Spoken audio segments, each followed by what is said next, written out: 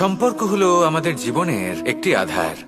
কিছু সম্পর্ক এমন যা আমরা জন্মসূত্রে লাভ করি, যেমন পরিবার, মা, বাবা। কিছু সম্পর্ক আছে যা আমরা জীবনে অর্জন করে থাকি, তা সে প্রেমের হোক, স্নেহের হোক বা বন্ধুত্বের।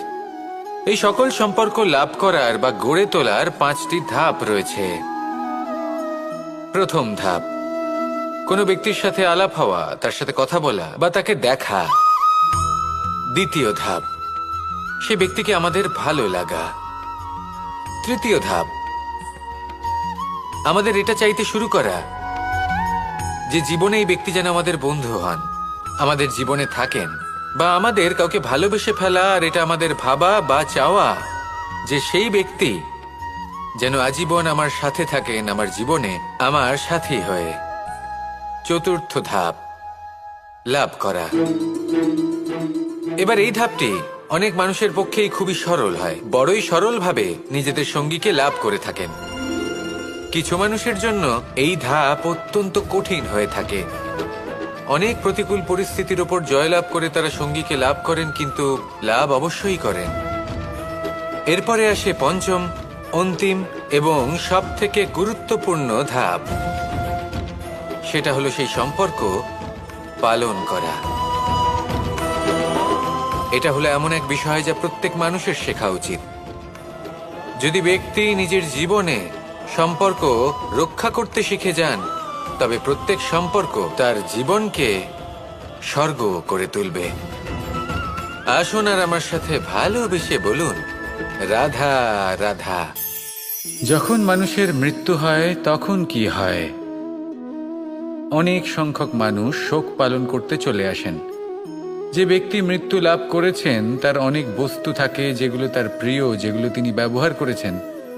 তার শয্যা, তার বস্ত্র, তার আভূষণ সবকিছু তার থেকে বিচ্ছিন্ন করা হয় এবং খালি হাতে তাকে শ্মশানের উদ্দেশ্যে রওনা করা হয়। আমি আপনাকে এই প্রশ্ন করতে চাই, আপনি এই সংসারে কি অর্জন করেছেন? ধন, সম্পত্তি, বস্ত্র, আভূষণ, এই সব কিছু যে আপনি অর্জন করেছেন, আপনার মৃত্যুর পরে তা আপনার থেকে দূর হয়ে যাবে। এর উত্তর হলো একটাই, আপনার কর্ম। শুধু সেটাই আছে যা একান্ত আপনার, আর শুধু সেটাই এই সংসার থেকে চলে যাওয়ার পরেও সংসারেই জীবিত থাকবে। যদি আপনি দুষ্কর্ম করেন, তাহলে এই সংসার আপনাকে একটি অনুচিত উদাহরণ হিসেবে মনে রাখবে যে এই ব্যক্তি খুব পাপী ছিল, অনুচিত কর্ম করতেন। যে পথে তিনি চলেছেন সেই পথে কারোর চলা উচিত নয়।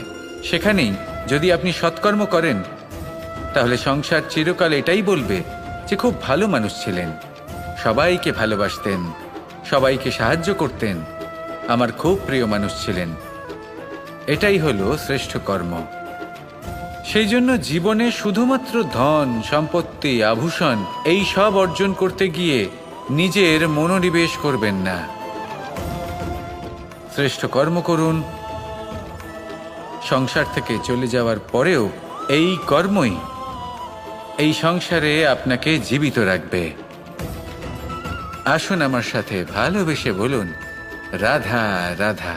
আশা এবং বিশ্বাস মানুষের জীবনের 2 অমূল্য স্তম্ভ। এটাই হলো ঢাল এবং এটাই হলো অস্ত্র। এটাই আমাদের রক্ষা করে এবং এটাই আমাদের জীবনের পথ প্রশস্ত করে। কিন্তু ছোট একটা সমস্যা আছে।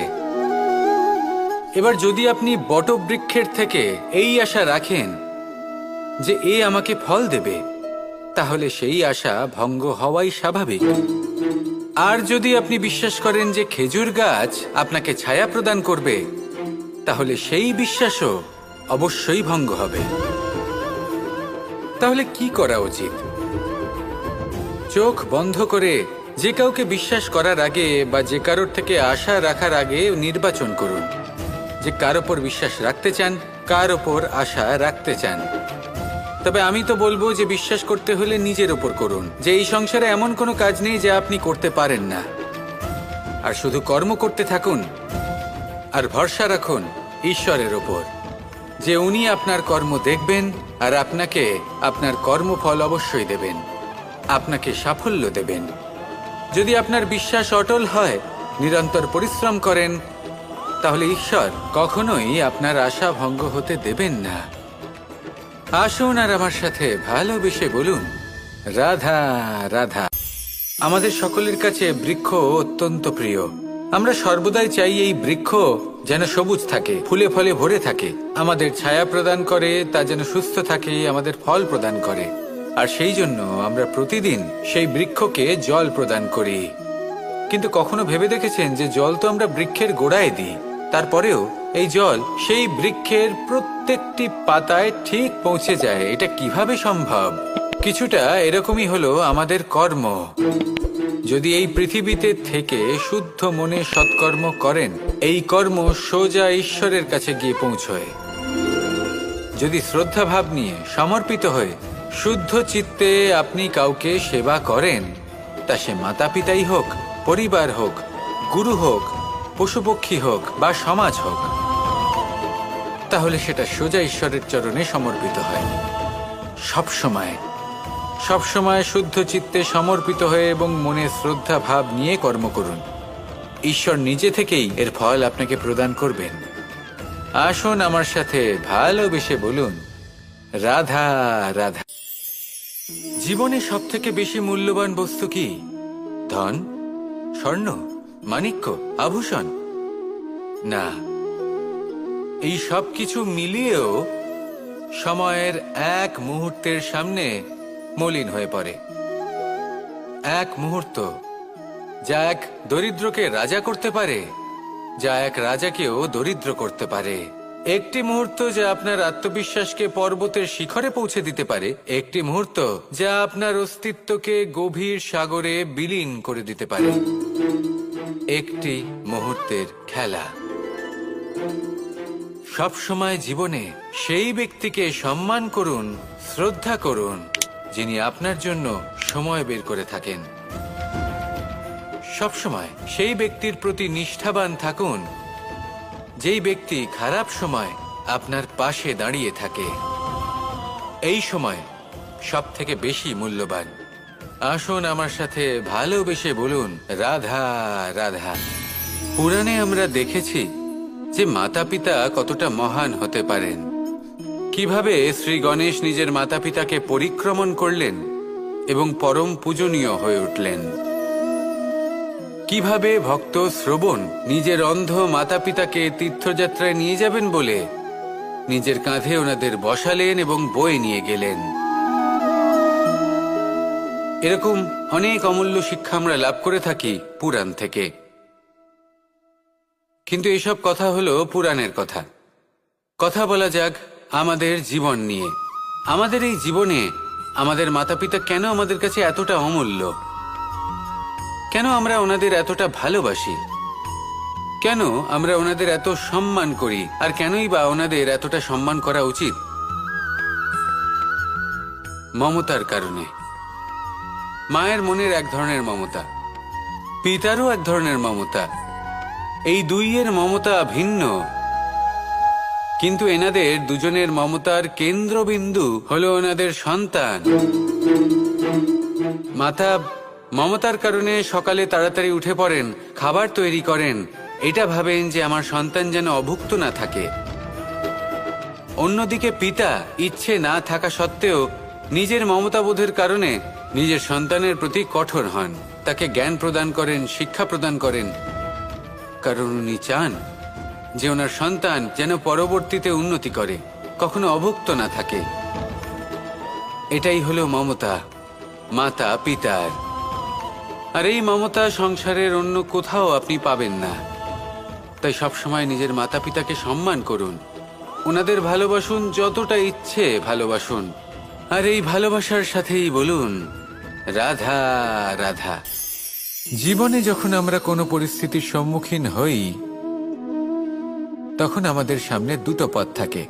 তাদের মধ্যে কোনো একটা নির্বাচন আমাদের করে নিতে হবে, এই মনে করে নিতে হবে। নির্বাচন এই সংসারের সবথেকে গুরুত্বপূর্ণ বিষয়। একটা নির্বাচন আপনার বর্তমান বদলে দিতে পারে, আপনার ভবিষ্যৎ বদলাতে পারে, আগামী প্রজন্মের জন্য ইতিহাস রচনা করতে পারে। একটা নির্বাচন।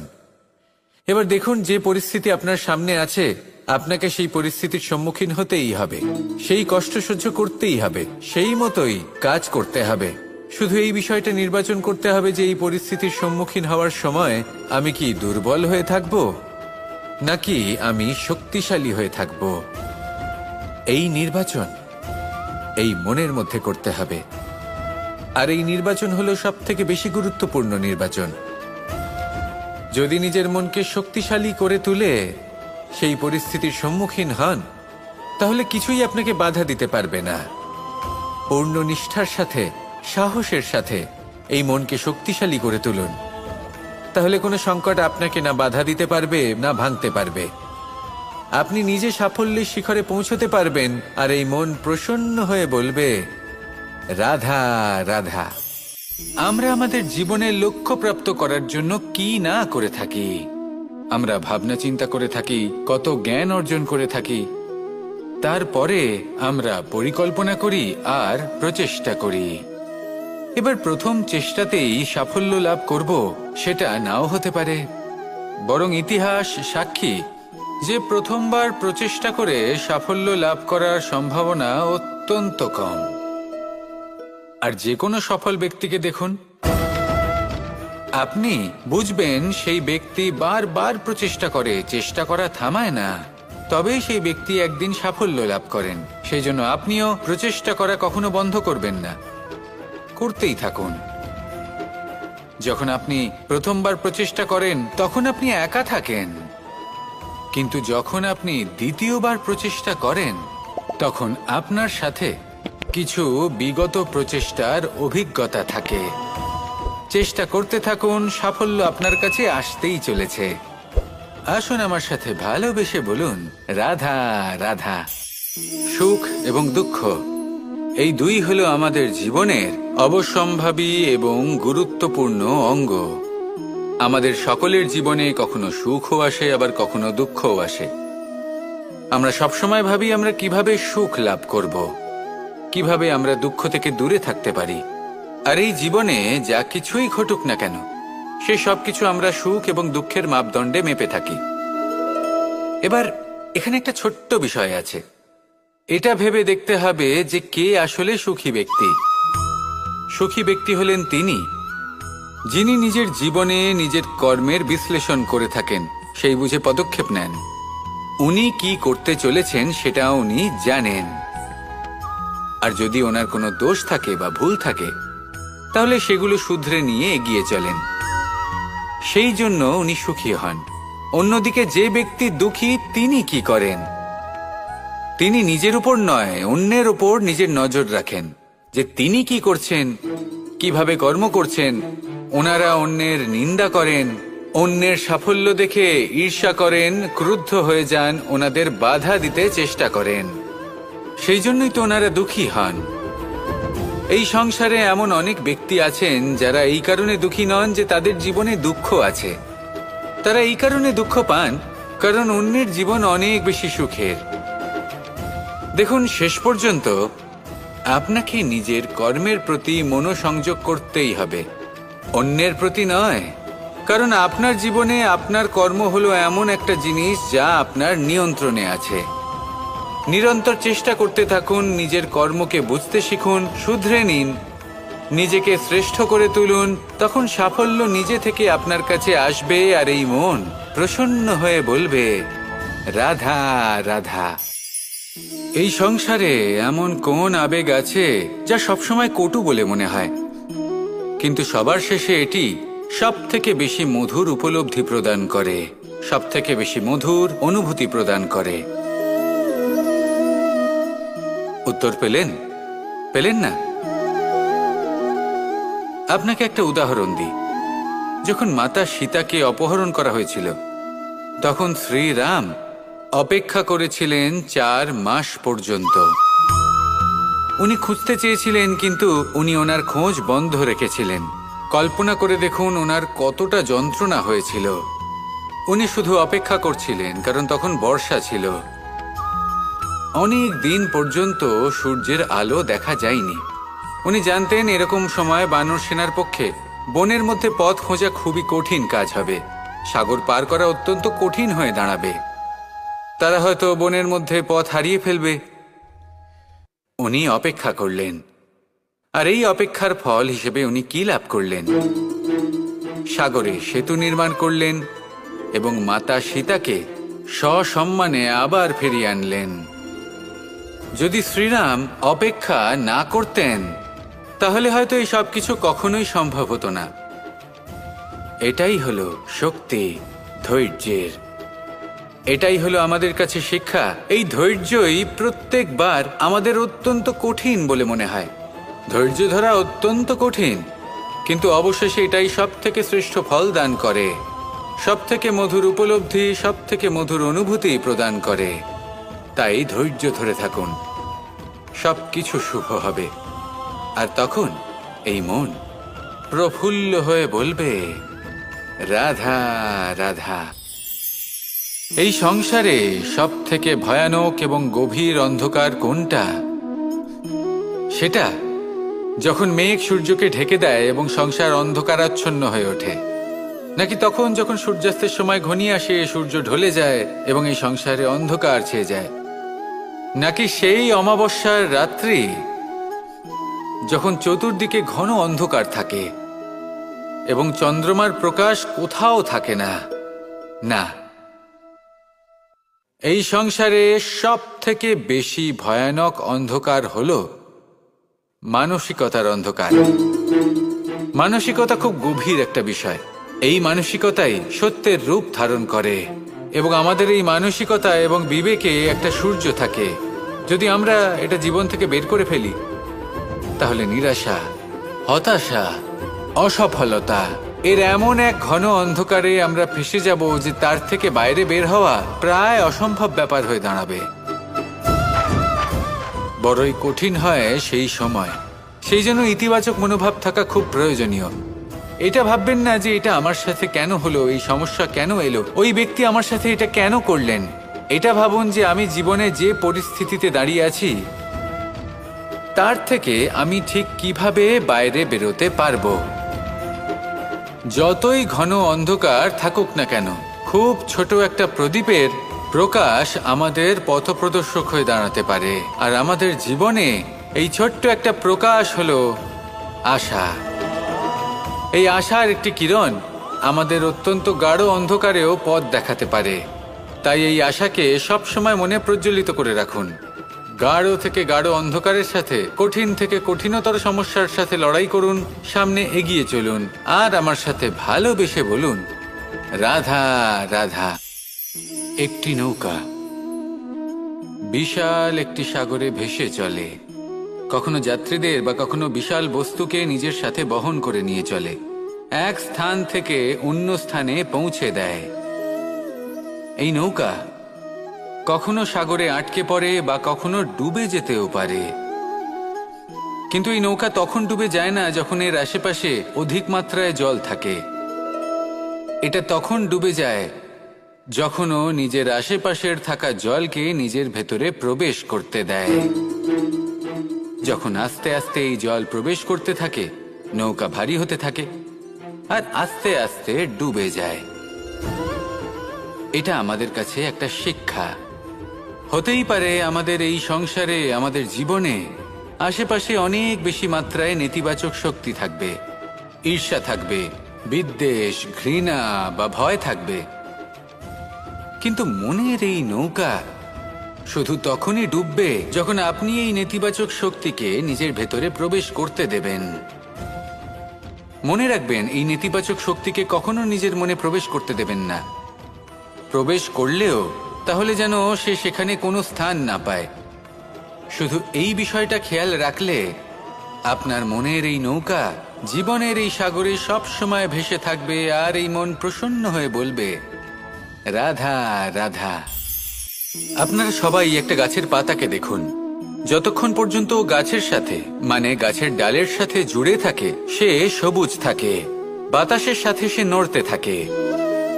যতক্ষণ পর্যন্ত ও সূর্য থেকে পাওয়া রশ্মির শক্তি গাছে পৌঁছে দেয়, ততক্ষণ ও ডালের সাথে যুক্ত থাকে। কিন্তু যখন সেই পাতা শুকিয়ে যায় তখন তার কোনো গুরুত্ব থাকে না। সেই পাতা গাছের ডালে এবং বৃক্ষের কাছে বোঝা হয়ে থেকে যায়। এবং এমন এক সময় আসে যখন সেই ডালটি শুকনো সেই পাতাকে পরিত্যাগ করে। এটাই আমরা এই প্রকৃতিতে দেখি এবং এটাই হলো সত্য। আর এটাই আমাদের জীবনে খুব বড় একটা শিক্ষা। যদি আপনিও নিজের জীবনে নিজের আপনজনদের কাছে বোঝা স্বরূপ হয়ে দাঁড়ান, তাহলে তারা আপনাকে যতই ভালোবাসুক না কেন, ওনারা যদি নাও চান, তাহলেও এমন এক দিন আসবে যখন আপনার আপনজন আপনাকে পরিত্যাগ করবে। সেই জন্য সবসময় আত্মনির্ভর হয়ে ওঠার চেষ্টা করুন। নিরন্তর পরিশ্রম করতে থাকুন, কারোর ওপর বোঝা হয়ে থাকবেন না, বরং তার সাথে মিলে দায়িত্ব পালন করুন। এমনটা করবেন, তাহলে আপনার সম্মানও বজায় থাকবে এবং সম্পর্কের মধ্যে আপনার মূল্যও বজায় থাকবে। আসুন আর আমার সাথে ভালোবেসে বলুন, রাধা রাধা। আমাদের মধ্যে এমন অনেক মানুষ আছেন যারা বই পড়তে পছন্দ করেন।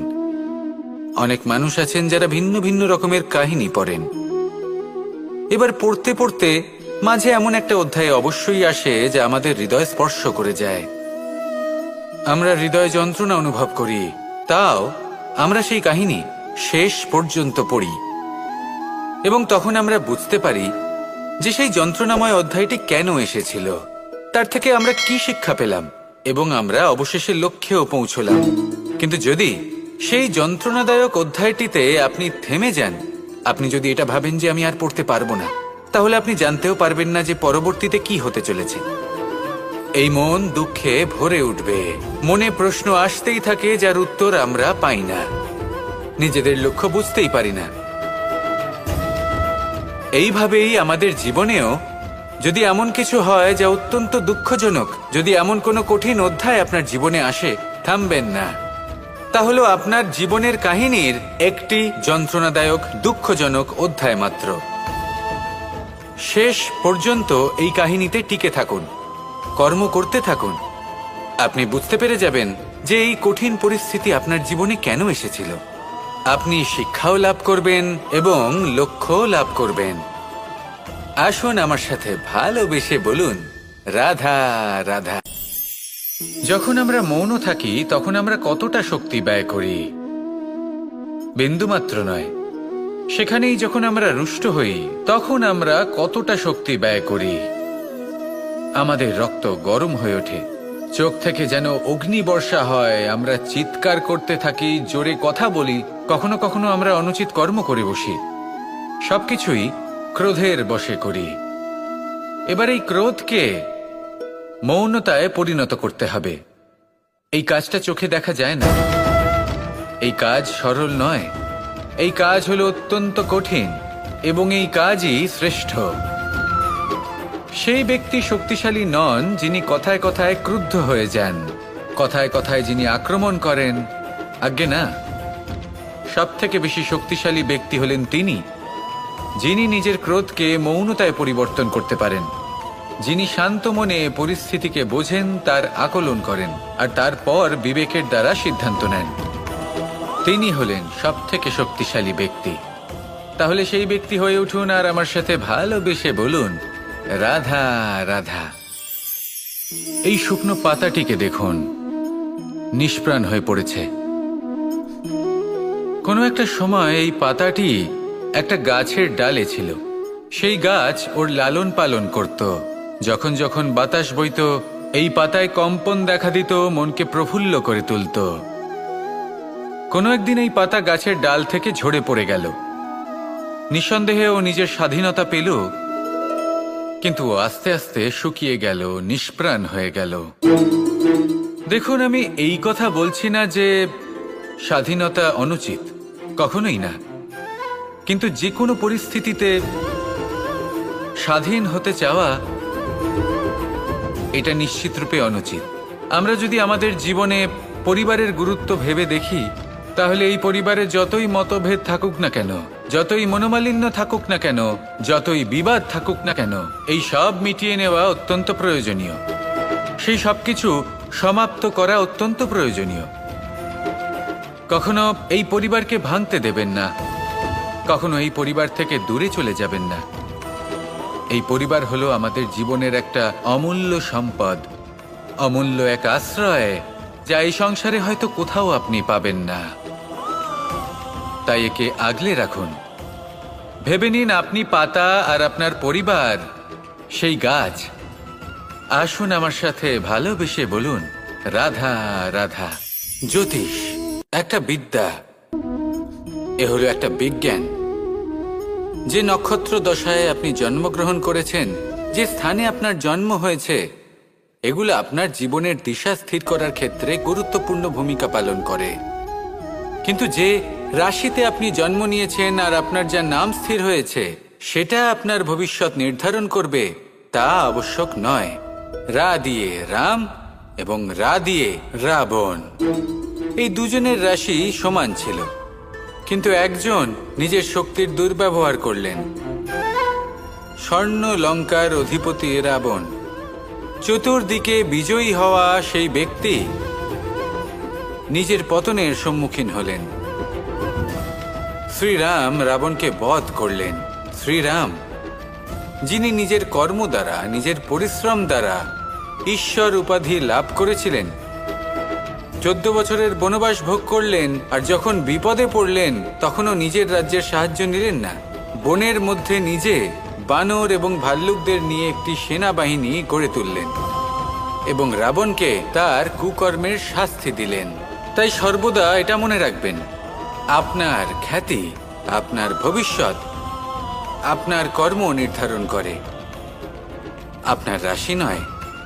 তাই সবসময় শ্রেষ্ঠ কর্ম করুন আর আমার সাথে ভালোবেসে বলুন, রাধা রাধা। প্রজাপতি দেখেছেন কি সুন্দর হয়, তাই না? এই প্রজাপতি, ওদের দিকে তাকালে নিজের অজান্তেই নিজের মুখে হাসি ফুটে ওঠে। কিন্তু এই প্রজাপতি জন্ম থেকেই এমন দেখতে হয় না। জন্ম থেকে এদের কাছে ডানা থাকে না, এরা উড়তেও পারে না। যখন একটি প্রজাপতি জন্ম নেয় তখন প্রথমে ডিম অবস্থায় থাকে সে। আস্তে আস্তে সেই কবচ সে ভেঙে ফেলে, খুব পরিশ্রম করতে হয় তাকে। তারপর কীটের আকার ধারণ করে সে চলতে থাকে, অনেক কষ্ট সহ্য করতে হয়, অনেক পরিশ্রম করতে হয়। তারপর তার রূপ বদলে যায়, তারপরে তার ডানা গজায়, তারপরে সে উড়তে পারে। এই নিরন্তর পরিশ্রমই সাফল্যের মূল মন্ত্র হয়। কখনো কখনো প্রতিভাও কম পড়ে যায় যদি নিরন্তর পরিশ্রম না করা হয়, যদি সমর্পণের ভাব মনে না থাকে, দৃঢ় নিষ্ঠা না থাকে। আর কখনো কখনো সেই ব্যক্তি যার মধ্যে বিশেষ প্রতিভা থাকে না, সেই ব্যক্তি নিরন্তর পরিশ্রম করে, নিজের মনে সমর্পণের বোধ জাগিয়ে তোলে, দৃঢ় নিষ্ঠার সাথে কর্ম করে আর সাফল্য লাভ করে। সেই জন্য আপনি জীবনে যেখানেই পৌঁছে যান না কেন, নিরন্তর পরিশ্রম করতে থাকুন। তবেই আপনার ভবিষ্যৎ রঙিন প্রজাপতির মতন গগনচুম্বী হবে। তবেই এই সংসার আপনাকে দেখবে এবং নিজের অজান্তেই এই সংসার নিজের মুখে হাসি ফুটিয়ে তুলবে এবং এই সংসার আমার সাথে ভালোবেসে বলবে, রাধা রাধা। কখনো কখনো অন্ধকারের সাথে লড়াই করার জন্য আমরা প্রদীপ জ্বালাই। এতে প্রথমে সলতে রাখি, তারপর তেল ঢালি, তারপর আগুন জেলে এটা প্রজ্বলিত করি। তারপর একটা সময় আসে যখন এই প্রদীপ নিভে যায়। কারণটা কি? কারণ কি এটা যে প্রদীপের প্রকাশমান হওয়ার ক্ষমতা সমাপ্ত হয়েছে? না, এই যে আগুন আমরা দেখতে পাচ্ছি, এই আগুনের জন্য যে শক্তির প্রয়োজন হয় তা আসে এই তেল থেকে। যদি এই তেল সমাপ্ত হয়ে যায় তাহলে এই প্রকাশ তাও সমাপ্ত হয়ে যায়। আর আমাদের জীবনে এই তেল হলো আমাদের কর্ম, আর এই আগুন আর এর দ্বারা উৎপন্ন হওয়া প্রকাশ আমাদের ভাগ্য। যত আমাদের কর্ম ক্ষীণ হতে থাকবে, আমাদের ভাগ্য সৌভাগ্য কোথাও না কোথাও লুপ্ত হয়ে যাবে। যে উজ্জ্বল ভবিষ্যৎ আমরা চাইছি তা কখনো লাভ করতে পারবো না যদি কর্ম না করি। ঠিক যেমন তেল ছাড়া অগ্নি উৎপন্ন হয় না, তেমনি কর্ম ছাড়া সৌভাগ্য হয় না। আর যেমন কর্ম তেমন ভাগ্য। তাই সবসময় কর্ম করতে থাকুন, কর্ম করা থামাবেন না। আর আমার সাথে ভালোবেসে বলুন, রাধা রাধা।